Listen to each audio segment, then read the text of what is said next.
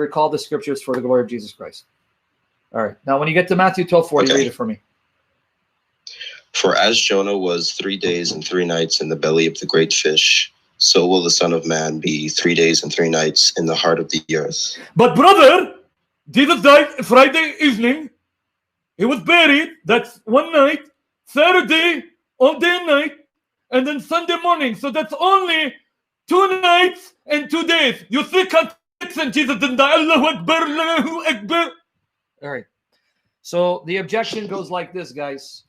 Jonah was in the belly of the great fish 3 days and 3 nights. Jesus wasn't in the heart of the earth for 3 days and 3 nights. He died Friday evening, was buried. And then Saturday evening, Saturday morning, Sunday evening. So 2 days and 2 nights, you got a contradiction. The contradiction is only the one he imposes on the text. Now, the only time Jesus refers to his entombment as being 3 days and 3 nights is when he talks about the sign of Jonah.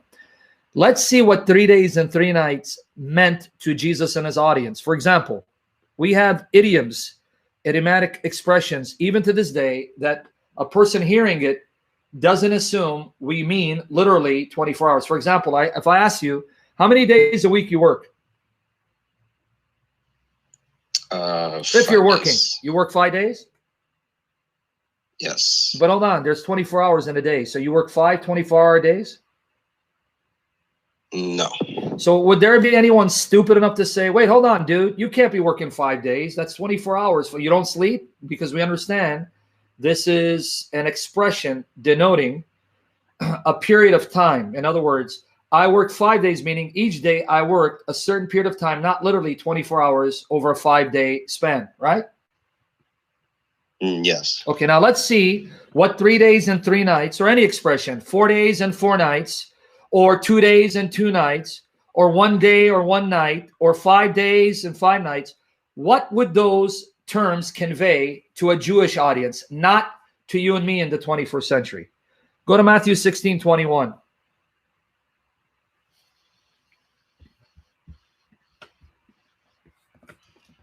Guys, I gave you the article, all right? So make sure all this information, you have my permission, upload my articles, my clips, translate them, disseminate them for the glory of Jesus. Now, go to Matthew 16:21. Read for me. From that time, Jesus began to show his disciples that he must go to Jerusalem and suffer many things from the elders and chief priests and scribes and be killed and be raised on the 3rd day. So did he say raised on the 4th day? No. Why not? 3 days and 3 nights. If he literally meant 72 hours, shouldn't he say will be raised on the 4th day? If that's what it meant. If 3 days and 3 nights meant literally 72 hours, that means he'd be raised on the 4th day, right? Yes, I agree. Okay, so why do you say on the 3rd day? Now go to Matthew 17:22-23. And you got to pick it up a little bit. You got to be a little faster, bro. Matthew 17:22-23. Now, while they were staying in Galilee, Jesus said to them, the Son of Man is about to be betrayed into the hands of men, and they will kill him. And the 3rd day he will be raised up. The 4th day? And they were... No, the 3rd day. But wait, didn't he say 3 days and 3 nights? Shouldn't be the 4th day? Why is he saying the 3rd day? Probably means it differently. Okay, now go to Matthew 20:17-19. Now notice the pattern. Matthew 20:17-19. That's why Zechariah doesn't debate any of us, because he knows he'd get massacred. But anyway, go to Matthew 20:17-19.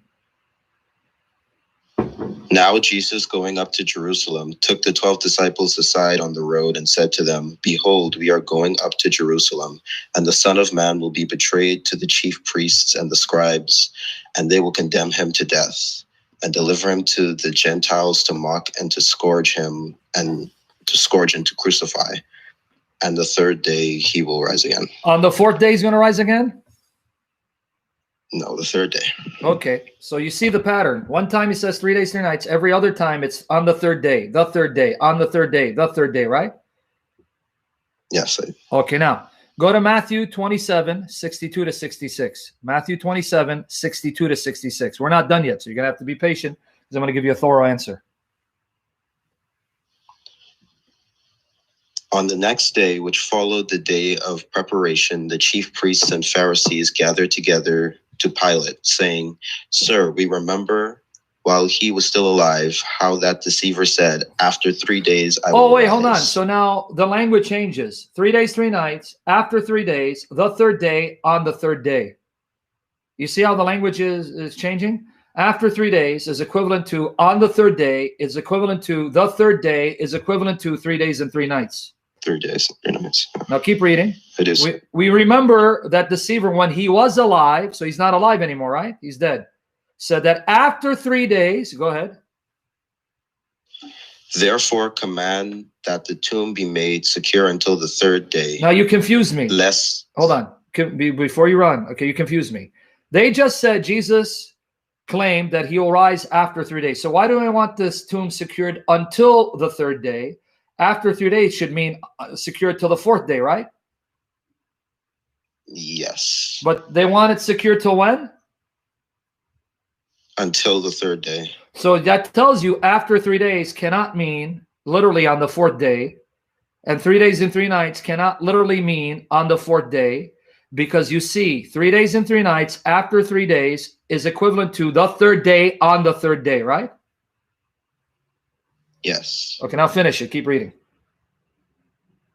Lest his disciples come by night and steal him away and say to the people, "He has risen from the dead." So the last deception will be worse than the first. Pilate said to them, "You have a guard. Go your way. Make it as secure as you know how." So they went and made the tomb secure, sealing the stone and setting the guard. Now go to Mark 8:31. We're not done. So we got to go through this systematically. And then if you have more objections, feel free to ask me. Go to Mark 8:31. And I'm really like surprised why people find these arguments convincing. It's like, well, anyway, but it's probably because I've been doing this for a while. Anyway, Mark 8:31. Excuse me. And he began to teach them that the Son of Man must suffer many things and be rejected by the elders and chief priests and scribes and be killed, and after 3 days rise again. So here it's after 3 days. Now go to Mark 9:31. DJ Seraph, what do you think? If I'm explaining to you what 3 days and 3 nights mean, what do you think it means, DJ Seraph? Answer that question for yourself. Now go to Mark 9:31. For he taught his disciples and said to them, "The Son of Man is being betrayed into the hands of men, and they will kill him. And after he is killed, he will rise the third day." Okay, so now in Mark 8:31, it's after 3 days. Now here it's the third day. Right? Yeah. Now go to Mark. A lot of different language. Mark 10:32 to 34. Now watch. Mark 10:32 to 34. Watch here. Sorry, guys, if you see me and my cat is here bothering me, so I got to show her some love and attention because she's a creation of God. It's not all about you human beings. Mark 10:32 to 34. Now they were on the road going up to Jerusalem, and Jesus was going before them, and they were amazed. And as they followed, they were afraid. Then he took the 12 aside again and began to tell them the things that would happen to him. "Behold, we are going up to Jerusalem, and the Son of Man will be betrayed to the chief priests and to the scribes, and they will condemn him to death and deliver him to the Gentiles. And they will mock him and scourge him and spit on him and kill him. And the third day he will rise again." So the fourth day or the third day? The third day. So after 3 days, the third day, on the third day, 3 days and 3 nights, all refer to the same period of time, the third day. Now go to Luke 18:31 to 33. Luke 18:31 to 33. Daydream, I want you to sacrifice sleep. If it's already 4:30 a.m., stay up till 7 in the morning because beauty sleep ain't going to do much for you. Don't worry about it. All right. Anyway, go to Luke 18:31 to 33. Then he took the 12 aside and said to them, "Behold, we are going up to Jerusalem, and all things that are written by the prophets concerning the Son of Man will be accomplished. For he will be delivered to the Gentiles and will be mocked and insulted and spit upon, and they will scourge him and kill him. And the third day he will rise again." Third day again, huh? Yeah. Now watch what's going to happen. Jesus appears to 2 disciples on the road to Emmaus. They can't recognize him. And so they tell him the following. Go to Luke 24:21. Look what they tell him. Luke 24:21.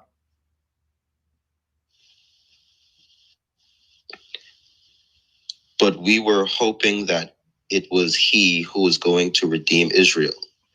Indeed, besides all this, today is the third day since these things happened. Now notice, Jesus is standing there. They're talking to Jesus. They don't recognize as Jesus. He's now come to life. He's alive, risen, and he's appearing to them. They don't recognize him. What day did he rise? What day did he appear to them? Today is the third day since these things happened. So what day So did the Jesus third day. rise? What day did he rise? You're reading it. It's in front of you. He rose on the third day. Who are they talking to in the context?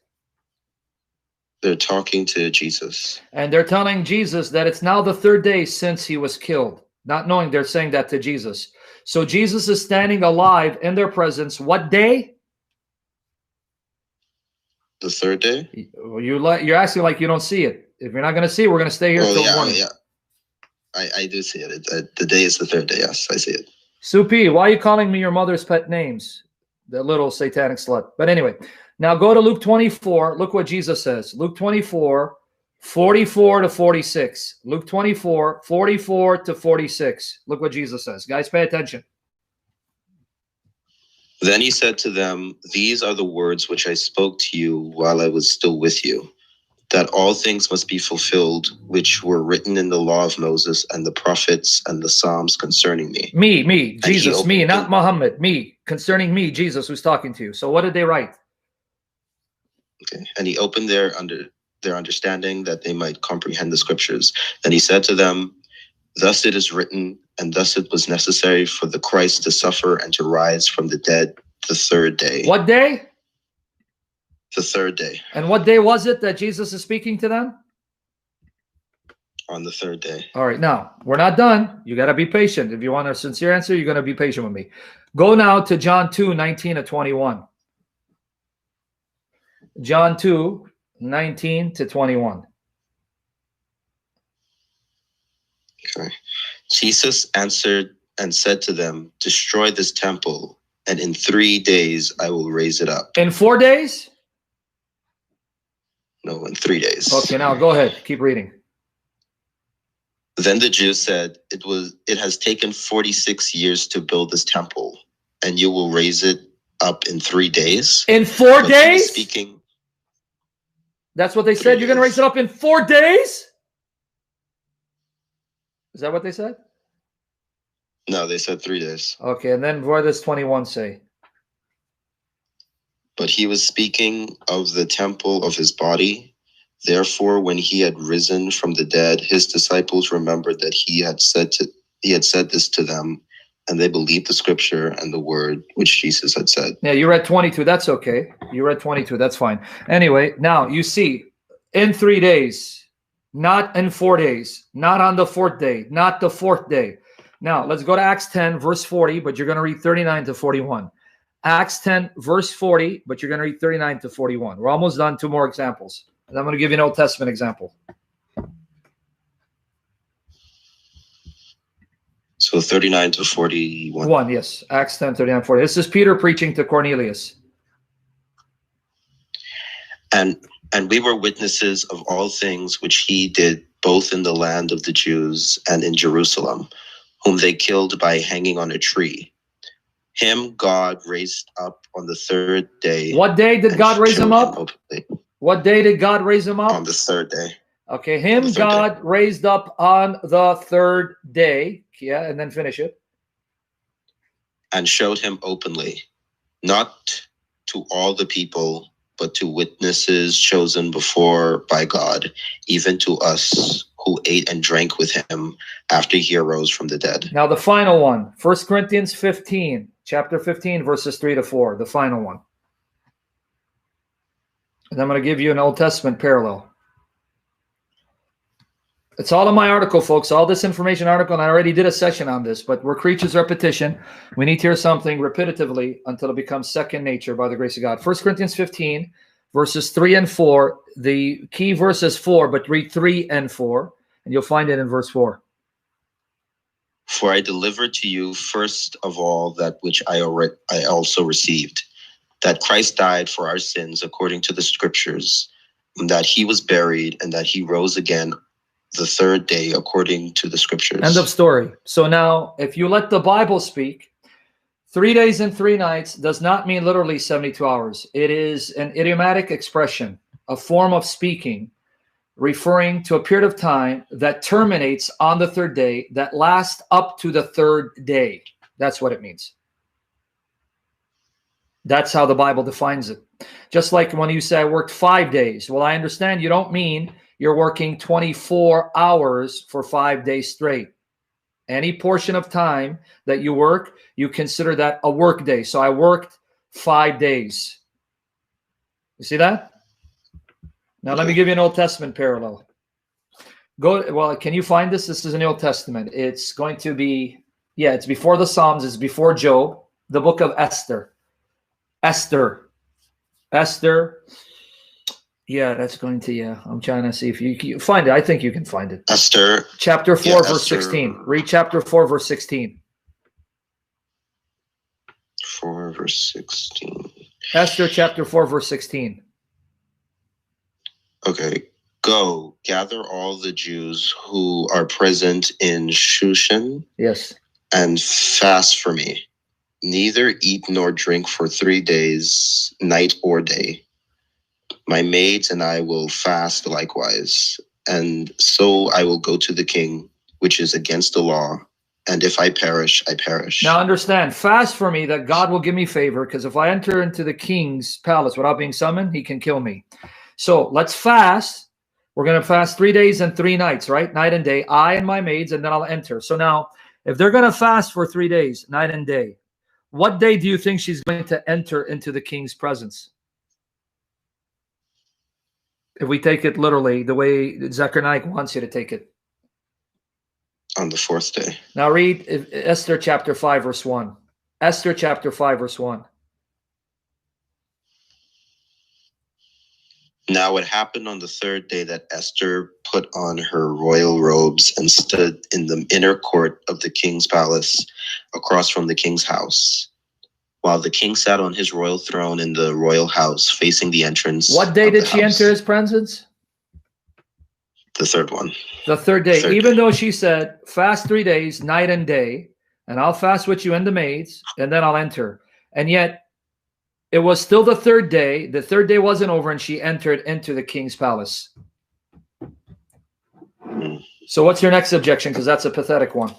I'm not saying you're pathetic. I'm saying Zechariah is a joke. Okay, I understand.